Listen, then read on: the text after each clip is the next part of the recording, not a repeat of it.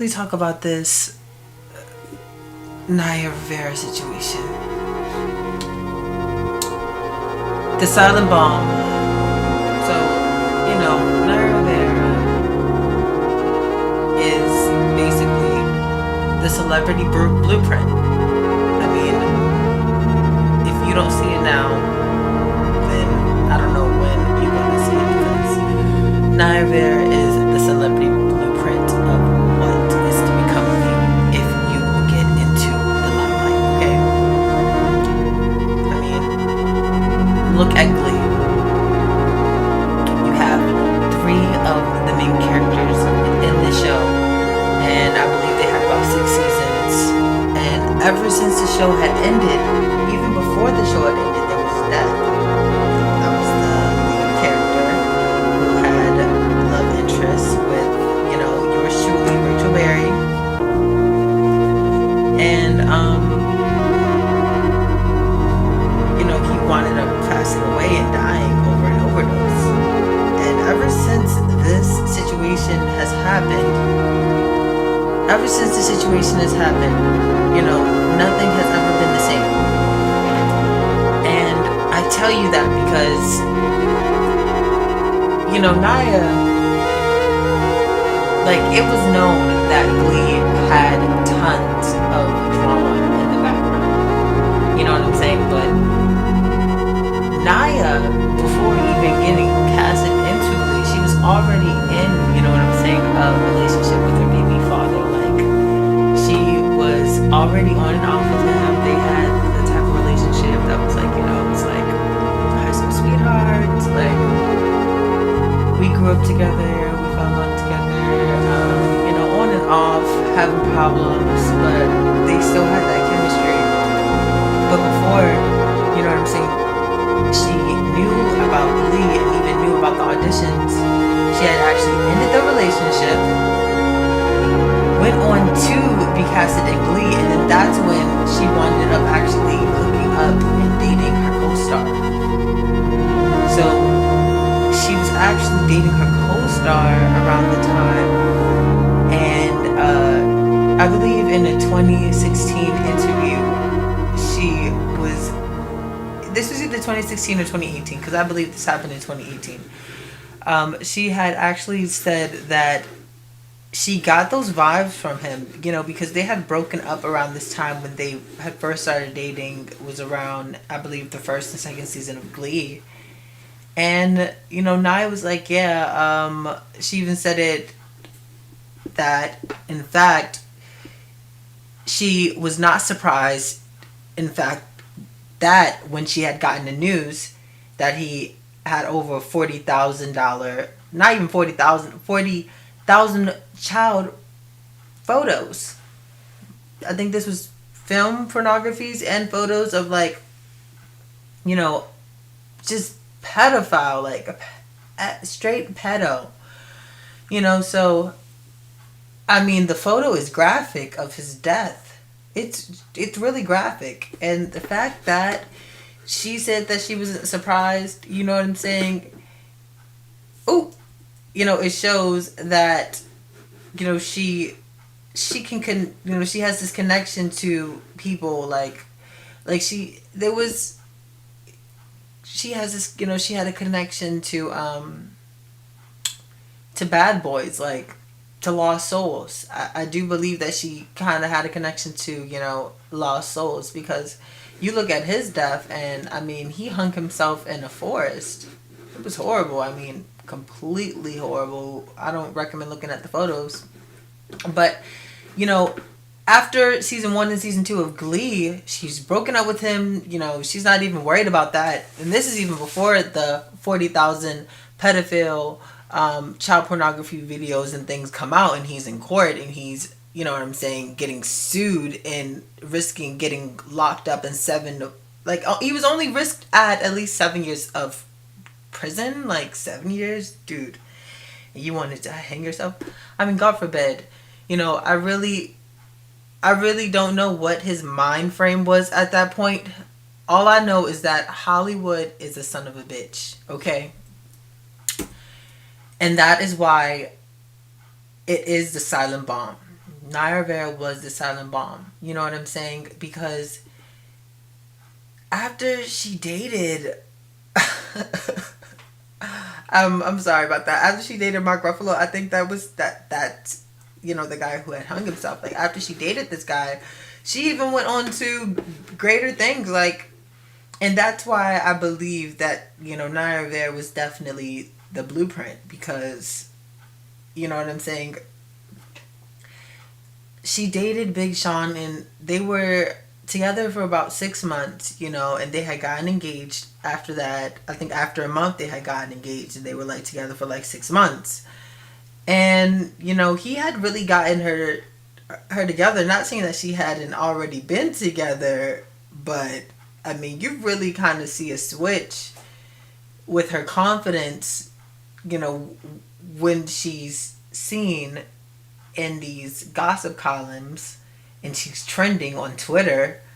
So, I mean, yeah, they were both hype about it, but the problem is that when you get two people that complement each other so well, there are going to be a lot of other people fighting over that. So, of course, things had to get separated because they weren't in the right energy and the people that they were around weren't in the right energy at that time. And, sorry, not sorry. It wound up being really just a BS end of a relationship. Big Sean came out with his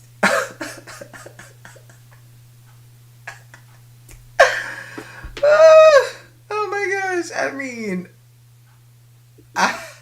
you guys have to watch the video. I wish I had downloaded it. We're actually going to talk about it, but little stupid ass I'm not effing with you. Well, that was based on Naya Rivera. If you know about Big Sean, I'm not effing with you, you little stupid ass. Yeah, that was actually based on Naya Rivera. So he was talking about Naya Rivera. Like, literally, Naya showed up at his doorstep, and Ariana Grande was literally on the couch of their place, sitting there. And her pags were, like, packed outside. And she was just like, who the hell is this little girl? So, it does not surprise me, the fact that Hollywood wanted to silence her because Naya was blowing up. So after her breakup with Big Sean, Ariana Grande and Big Sean, they had their little fling on and off for 2 years. Ariana was finally getting she was finally getting her big dick. I'm sorry, she was getting her big D, whatever. And you could even see through her music that she was really acting a lot of. She was acting out during that time. A lot of the promiscuity was sizzling at that time between her and Big Sean, and I felt like it was that kind of euphoric love, and that's why she'll always have love for Big Sean. But it was more about the D. I mean, if you're talking about walking side to side and going over a house and actually like you actually working out, but then you singing about walking side to side, like who has time to work out after they had 12 hours of like hardcore sex? Like I don't know who has time for that, but like I don't have time to go to Pilates after 12 hours. Okay. So you know what I'm saying? I love it.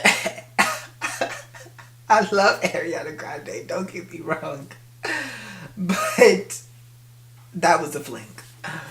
And this wasn't, Jade Rupert and Naya Rivera winded up getting married. And, there's always something about our, you know what I'm saying, our high school, childhood friends, like people that we can just reminisce with. She wasn't done with that chapter in her life, because if you didn't know that she had actually gotten pregnant while in the cast of Glee. So this had actually happened, and it was with Jade Rupert's baby, and this was during their breakup, and she didn't tell him about it, so she wound up actually getting an abortion during seasons on Glee. And like she said that she was wearing big maxi pad tampons, and while she was filming, she was bleeding, and she could feel how uncomfortable she was bleeding through her pads. And she just had to go through with it because this is what you have to do if you want to be a celebrity.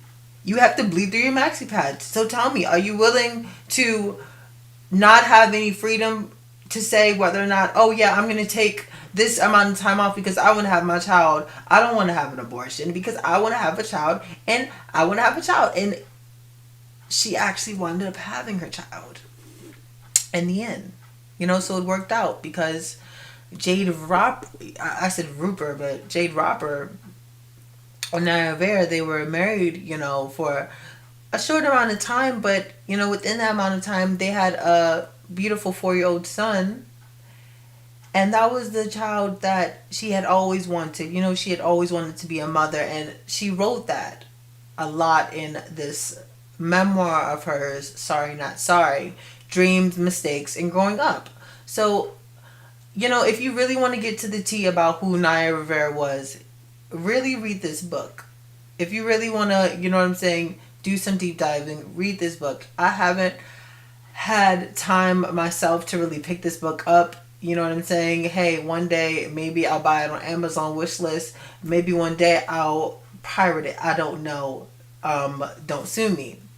Either way, all I'm saying is that this is something, this project was very important to her. Dreams, Mistakes, and Growing Up. She talked about, things like her abortion. She talked about her relationship with Corey. Her relationship with Corey before he overdosed. She talked about her relationship with the other guy before he had hung himself, and how she had never been shocked to know that he was this kind of guy because she had always gotten those vibes. And she really just wanted to empower herself through her mistakes and expelling the truths and really just saying like, no, she's not sorry about who she is.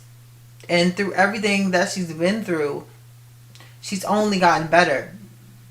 So was there a lot of beef between Lea Michele and Naya Rivera? Hell yes. Hell yes, there was a lot of beef between Lea Michele and Naya Rivera. Like, we have to talk about this. Like, this is the truth. Like, okay, is it a coincidence though?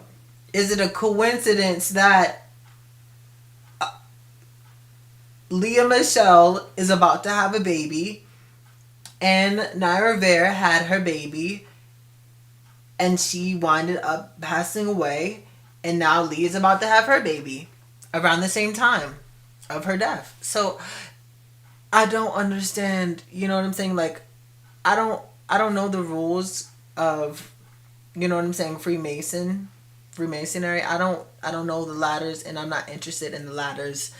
And I know how I felt when I watched these shows as a child. I know how I felt when I wouldn't say idolized, but I could definitely say related. I was able to relate to these characters.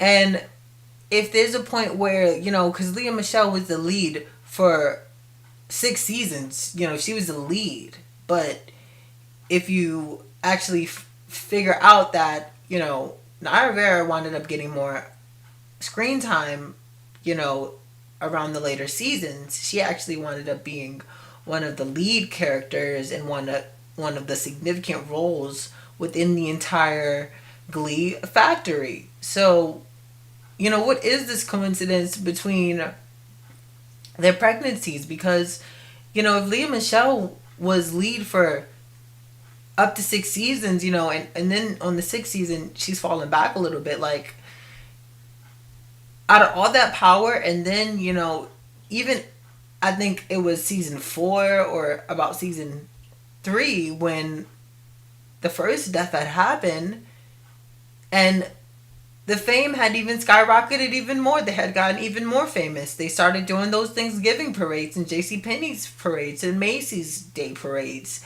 And you got to think about this. You know what I'm saying? She's been silent for so long. She's been doing her little happy grocery things for so long, and I believe that Lea Michele's very talented. And I'm not saying that her ex-boyfriend's and her ex-fiance's death should be put on her. I know she's happy. I know she's happy now and she deserves to be happy, but at the same time, we have to figure out whether or not these coincidences are actually coincidences, because then again, the coincidences don't exist. Okay? Coincidences don't exist. There are no coincidences. I don't care what you say. And yes, Leah Michelle and Naya Rivera had serious beef. So it just really shocks me. Okay.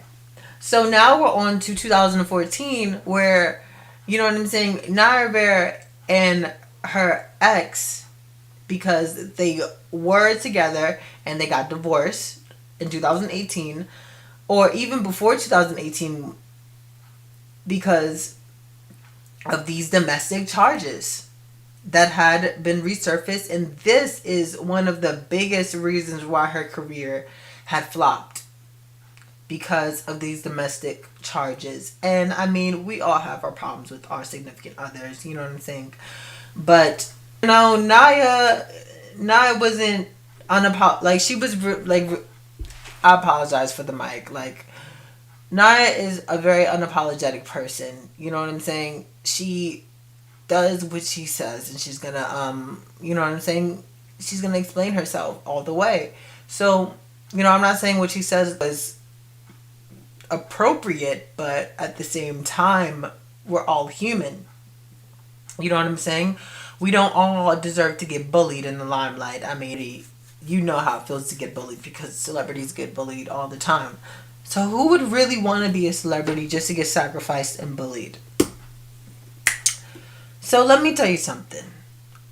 After this parade of the charges being dropped in 2018, she was divorced and she was proud. Her book was out. Let me tell you, the girl was on fire. My girl Naya was on fire. Okay? 2019 was getting to be her year. No, not even 2019. 2019 was the eruption, right? Was getting to just set that eruption, just set that volcano, because the girl was on fire. If you checked out the lip sync battle, I believe they have this show on here, and it's called the lip sync battle. Naya Rivera was on this show, and oh my gosh, when I tell you, her talented ass was just flaring, you know, performing, you know, bad. Like, she's a lead, you know what I'm saying? She's a lead actress. She's a lead singer. You know, she has the triple threat. And because of her connections, with, you know what I'm saying, the entertainment industry, she was a threat. She was a threat. And I don't know whether she was Big Sean's sacrifice, whether she was her ex-husband's sacrifice, whether she was the Glee curse sacrifice. I don't know who it was, but this performance in November 2019, I mean, it just showed you how much light she had. She was beautiful. I mean, what happened? Really, like, you ask yourself, what happens to somebody like this, to who knows how to swim, who knows how to surf, who knows the water, who feels connected, so connected to the water. You know, they even call themselves sea mermaid. You know, and you ask yourself, how does this happen to someone? And then if you think about it, this was July 7th, right? That she had posted that picture, and I believe around July 8th she had disappeared, and they didn't find her body, and they didn't presume her dead until like the 13th. And that was the day that they found her co-star dead. So what kind of spiritual attacks are the media trying to throw out on people? What are they trying to throw out on people? And I don't care what anybody says. This ain't parking. This is not parking. If you're parking like this, you're trying to get the hell out of there, okay? You're trying to get the hell out. Obviously, she felt like she had to protect her energy because it was just her and her son, just the two of us. Just the two of us. I don't need no man in my life. I don't need no people in my life. I just need me and my son, okay?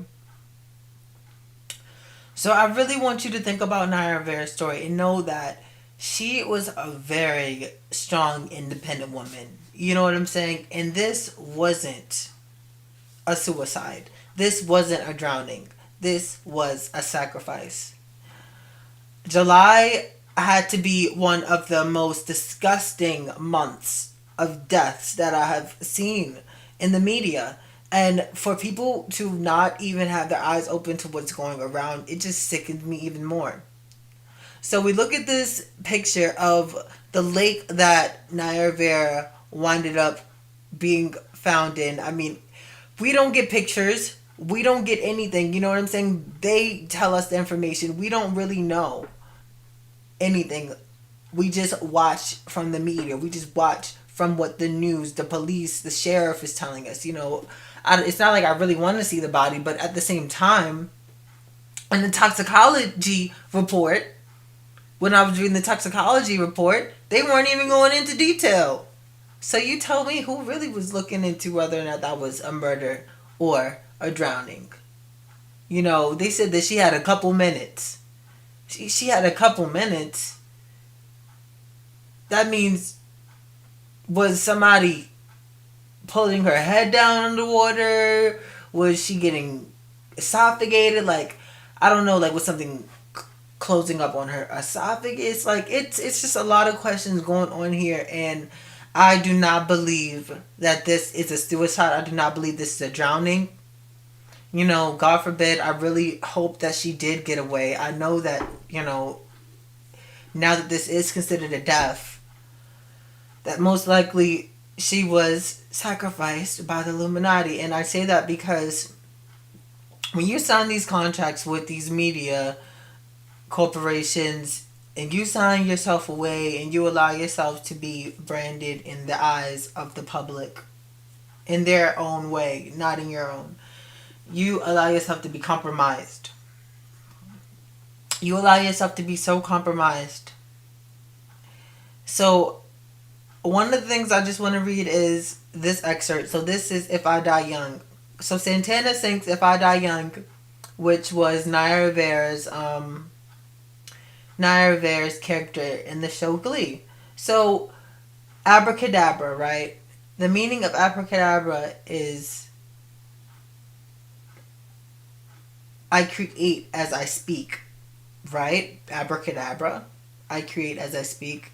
So, if you're looking at the song and you know that words are spells, and you know that when people are, writing music, music is a form of energy, music is a form of frequency.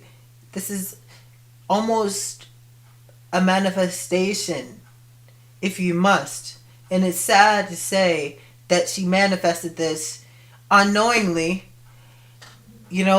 spiritually. Maybe it was her song. Maybe it was her song, because I have listened to this song even before this had happened to her. And you listen to the person who wrote the song, and then you listen to her sing the song, and it sounds like it was made for her to sing it. So it's sad to think that she predicted her own death. You know what I'm saying? Because Santana sings If I Die Young. The lyrics in the song here say, If I die young, bury me in satin, lay me down on a bed of roses, sink me in a river, at dawn, send me away with the words of a love song. Was Naya predicting her death before she knew it? So, there are a lot of questions here. There really are a lot of questions, and I don't think that these are coincidences, people. I think these are signs. Bangladesh family CEO killed. The first slice. Okay, you're now entering the first slice. So, let's get down to it. There was another killing. And this one was even more brutal, my people. And I'm telling you, this was Tuesday on the 14th, the day after or the day before. This was either the 12th or the 14th of July. He is actually from Bangladesh, but he has $1 million company, actually $1 billion company in Nigeria. He's a CEO. He has $1 billion house over in Lagos, Nigeria, and he has this motorcycle riding app that was banging. I'm talking popular, like breaking the board with like Lyft and Uber. Like, this guy was 33 years old and he was sacrificed. Okay, Naya Vera was 33 years old and she was sacrificed. 3 plus 3 is what? 6. The 3 and the 6. I don't gotta tell you again. Do their birthdays, do the math. Murder by numbers, okay? I don't gotta tell you. I don't gotta tell you again. This is some sick stuff that people are just allowing to let happen. You tell me who's sicker. You tell me who's sicker. Is it the people watching, or is it the people volunteering to partake in the action? So, this was a satanic sacrifice. There's no question about it. This guy was respected. This guy had really great people around him. I don't know who this guy was in particularly, but I believe that they were great business partners. And, you just see that this guy was a really friendly person. He was very young. And around the time, he had actually decided to relocate from Nigeria, Lagos, to Manhattan in his $1 million penthouse. And you wonder, like, people be living in $1 million penthouses, but they still can't afford security. Like, I'm really saying in my heart, like Jesus bless my heart. But how I feel about the situation is, how could something like this happen if it were not done by a professional? They want to always blame it on a black man every single time the situation comes around. Every single time the situation comes around. And I'm not saying that the person that they accused of killing him didn't kill him. But when you live in Manhattan and you live in these expensive ass penthouses, let me tell you something. There's always a concierge at these places, okay? And they're usually looking for your goddamn ID. So how the hell did this nigga get past this? I mean, I don't understand. It confuses me. And they say that, oh yeah, it was a guy that was working for him for years. I mean, this guy was 16 years old when he started working for him, which is disgusting. If you think about that, because if you've been knowing somebody that long and you have the nerve to, then what what? So, his last night in Manhattan, his sister was calling, or his cousin was calling, because they really couldn't figure out why he wasn't answering the phone. So, they had called him, and they had realized that they couldn't, they couldn't get through him. And you watch these shows on television, and you watch all these stuff on media, and they're telling you everything that they're already doing. They're telling you everything that they've done. They're telling you everything that they do. They're telling you everything that they're gonna do. I mean, and I'm not telling you, like, I don't love the media, because I love the media, but I don't let the media fuck me. Okay? And American Horror Story tells it all. Look at it. Look at it. The media mirrors and reflects our reality. I mean, for God's sakes, this is disgusting. This is disgusting. Okay? And the death had been so brutal. I mean, this is just unexplainable. Plastic bags, dismembered, and chainsawed. They chainsawed his body, dismembered it, put it in plastic bags, and separated it. What kind of sick ass motherfucker do you think has the capability of doing this when you knew somebody from the age of motherfucking 16 years old? Okay, now we get tons, we get tons of these serial killers and these really crazy documentaries that come out and talk about why these people did this crazy shit and how they were born with all of these goddamn genomes or genes that fucked them up, right? Well, let me tell you something. This nigga don't look fucked up. I don't care what anybody say. And whether he fucked up in the head or not, and whether he did it, let me tell you something. It was either blackmail or somebody paid him. It was either blackmail or somebody paid him. And if he did do it, it wasn't because he did it with his own sole intention. This was definitely professional. Okay? Somebody gave him the instructions to do this. So let me ask you another question.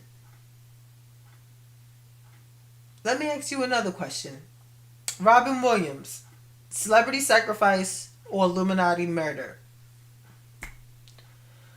Add the numbers up. 7/21/1951. 7 plus 2 equals 9. Plus 1 plus 1 plus 1 plus 9 equals 11. 5 plus 1 equals 6. 9 plus 11 equals 6. 2 times 6 equals 1. Plus 3 equals 3. You get the 3 and you get the 6. Murder by numbers. Alright. So, like I was telling you, they put it all in our media, whether you want to say they do it or not, and a lot of this stuff you could be doing and could be having muscle memory of, and you not even know you have this because it's been programmed within our souls. Not within our souls, but within our body. We have to learn to deprogram ourselves. We have to learn to detach from this 3D world because it's only getting worse. It's only getting worse. It's only getting worse. You see the 6? That's a 9. Turn it upside down into 6. So let me ask you something. The Russian roulette, Tamar Braxton, Lady Roulette, what's gonna happen to her? I love me some Tamar. Okay, I love the hell out of Tamar, and let me tell you, Tamar is a strong woman, and her family are very strong people, and for them to be on, for them to have a TV show on air longer than the Kim Kardashian network and to be getting paid less, that just shows you the epitome of white supremacy. How they look at us. Obviously. Are you serious? Come on. Step your cookies up. So I'm really feeling for Tamar at this moment because she's a Russian roulette doll. She still has her show coming out, which I honestly feel like they should cancel because, she wants to make the money, obviously, and she's already recorded it. But having some personal time could honestly be the best thing for her mental, her mental capacity, her mental space. Allowing herself to actually have some, time for herself to recuperate because, they really tried to knock her out. They tried to knock her out with an overdose. Overdose suicide. When have you ever thought to think that Tamara Braxton would ever, do something like that? And when these celebrities are drove to even commit acts such as these, it could be because they're led upon such dark entities and persuasion and illusion like MK Ultra and handlers. Okay, so I'm getting down to the real tea. So the real tea that I'm bringing you down to tonight is the Pussycats, MK Ultra. And I also really want to talk about this sex kitten thing and how it's really disgusting to me. I don't know what the hell is it about cheetah print. I don't know what the hell it is about these goddamn animal prints that y'all like wearing, but it is putting you and making you a target. Okay? So if you're wearing cheetah print, if you're wearing leopard print, you're saying you're open for business. You're saying you're open for that ooh la la, that ooh ding ding bada bang bang bang. Like no, like no. Okay, like close the cookies up. Like it's no, it's not time for that. All right, it's not time for that because the elites have a bigger agenda. They're selling these celebrities, they're selling these singers, they're selling these actors, they're selling these rappers, they're selling these models, they're selling these people to other people for parts, for casting roles.